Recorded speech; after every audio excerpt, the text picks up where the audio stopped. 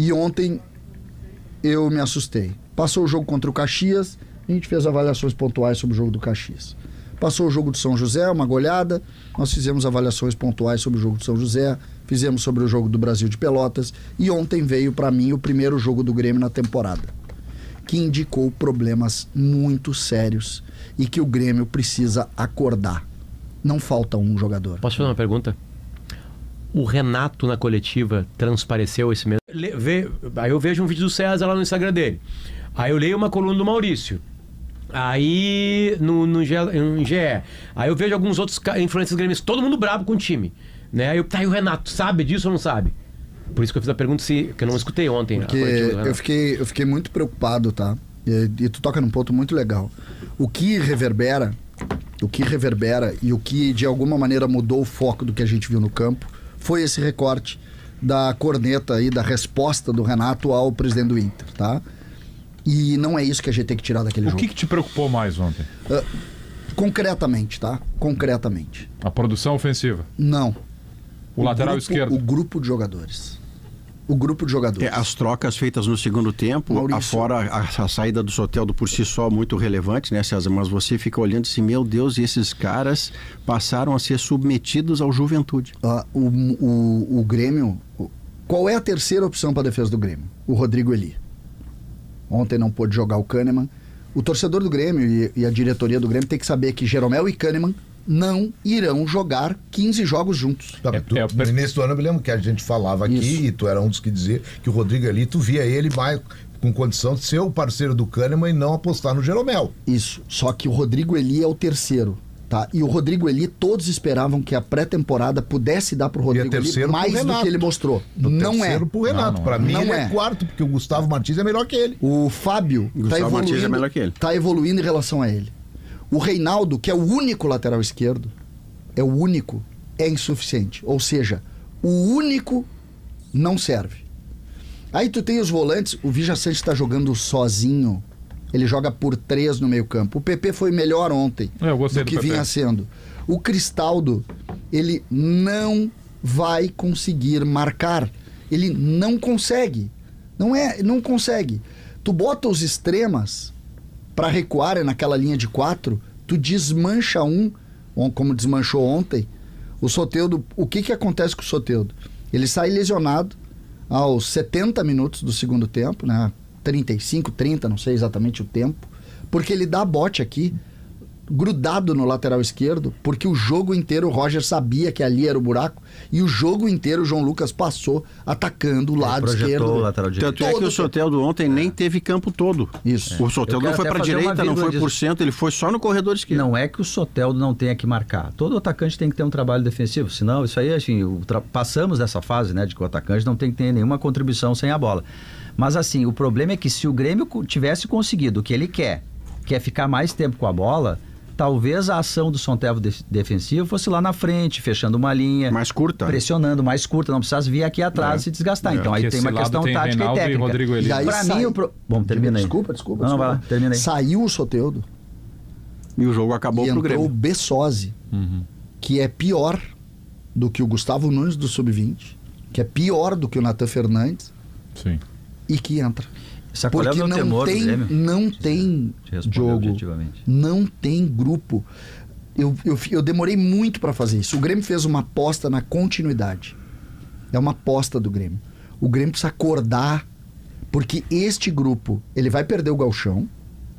E eu tenho medo que ele perca, inclusive pro Juventude. Ele pode perder, inclusive pro Juventude. Pro Inter eu sei que ele vai perder. Este grupo aí perde pro Inter. Só que o Grêmio precisa saber que perde pro Inter. Não sou eu que tenho que saber. O Grêmio tem que saber. Então hoje tem que olhar todo mundo. Gente, nós fizemos uma aposta aqui que deu errado. A aposta na continuidade tá faltando aqui no mínimo 6 caras. No mínimo. Vocês fizeram a brincadeira aqui que o Inter jogou com os reservas. O Grêmio ontem jogou com os reservas. O Grêmio ontem contra o Juventude jogou com os reservas. O Galdino é reserva. O JP Galvão é reserva. O Cristaldo, se não melhorar, é reserva. O Reinaldo é reserva. O Rodrigo Eli é reserva. Tu tá pedindo meio time, então. Isso é que tem que pensar. Eu fui pro jogo com a seguinte avaliação. O Sotel só sabe que é ontem virilha. foi... Mas a avaliação, e aqui eu faço uma crítica, Zé. A minha crítica aqui ela é muito mais uma tentativa de construção do que eu tô vendo, do que provavelmente uma crítica ao momento. A aposta era pertinente. A aposta que o Grêmio pensou não era errada. Não, eu escrevi sobre isso. O Grêmio pensou a continuidade. O problema é que no momento em que a gente vê a realidade, a gente chega à seguinte conclusão: o Soares era maior do que a gente imaginou. Ou o JP era muito menor do que a gente acreditou. Eu acho que está sendo muito leve. Tá não bem? era pertinente. Não. Desculpa, não era pertinente. Não era pertinente. Com todo o carinho do mundo. Tá bom, não tem problema. O Soares, e repito, e aí agora eu vou ao Renato do Maracanã. O Renato Maracanã dá uma entrevista coletiva e vende que quem foi vice-campeão brasileiro foi o Renato. Que outro treinador faria o que eu fiz com esse grupo de jogadores. E aí eu escutei e falei assim, ó, não, o Soares, foi o Soares, Renato. Né? Me comuniquei telepatia com o Renato, entrei na cabeça dele. O próprio Renato sabe disso, embora não tenha dito outro dia de manhã. Será que ele não botou na conta a administração do Soares aí? Errado. Eu acho que o Renato é um exímio, e isso a gente ouve de um Felipe Luiz e do André. Sim, mas será que ele não super atleta e um cara que optou por não ser atleta. Isso. Ele atende a todos os públicos. E fala, o Renato é um gênio em gestão. Não, será que ele não colocou no autoelogio isso na conta? Olha, talvez o Soares não fosse quem foi se ele não tivesse entrado em campo. É que ele não quis nem expor o Soares, que tinha acabado com o jogo. A crise de Salvador, lá do meio do ano, não, a crise que parecia Soares, irreversível, é o Renato que pega. Aliás, dias depois, uma entrevista pro Gabardo, o Renato diz, olha, o Soares pediu para sair. Isso.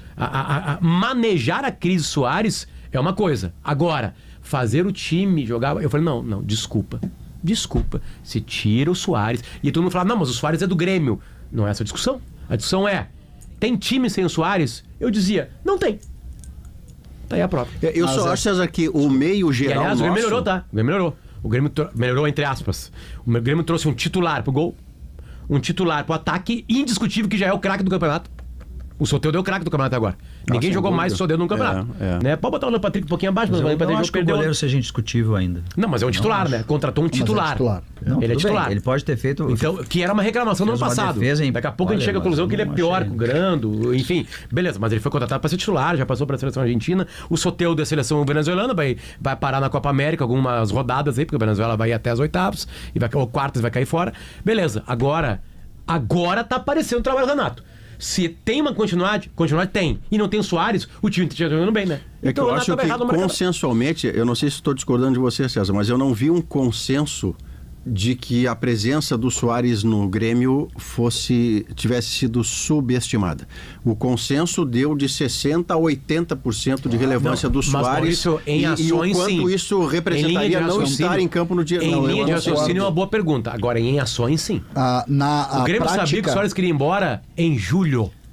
Qual é a prática? O atraso para reposição, você tem razão. Mas aí o Renato explica. Julho de 2023, o Soares diz, eu quero ir embora. Mas o Renato teve uma solidariedade ontem, César, com a sua direção, que eu fiquei admirado positivamente. O Renato não botou fogo na direção que não consegue lhe entregar o novo 9. Ele disse que está todo mundo trabalhando, que ele se empenha, que ele liga e que os clubes não liberam o jogador que o Grêmio acerta da mesma forma que o Grêmio não liberaria o jogador relevante. Ele disse, inclusive, que ele está trabalhando